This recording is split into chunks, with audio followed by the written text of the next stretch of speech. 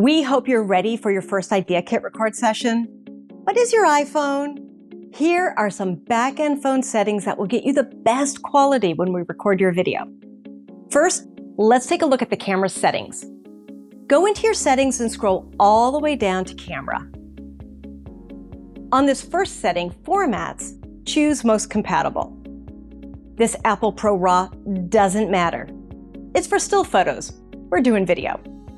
Make sure you choose 4K at 30 frames per second. You'll see Show PAL formats. Don't worry about that. Okay, down here for HDR, make sure anything that says high efficiency is turned off. Auto FPS, set to Auto 30 FPS. Lock camera doesn't matter. You can keep it unlocked. Go back to the camera menu and skip these settings. They're all for photo. There's one last thing to look for down at the bottom. Depending on which version of iPhone you have, you might see Smart HDR at the bottom of this menu. This one's important. Make sure Smart HDR is turned off. Now, let's talk notifications.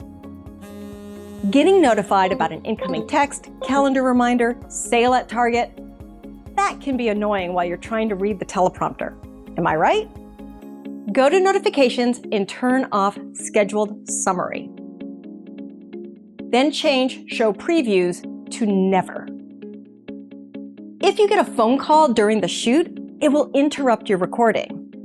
By using Focus, you can stop phone calls from coming in. So when your Idea Kit record session is starting, just click Do Not Disturb. If you forget to turn Do Not Disturb off after your shoot, just think of what a productive day you're going to have. One last setting, once you download the OpenReel app, give it access to your camera and microphone.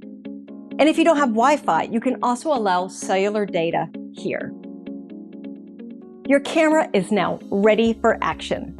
We can't wait to help you record videos to grow your business. Get ready to create, engage, and convert with Idea Kit.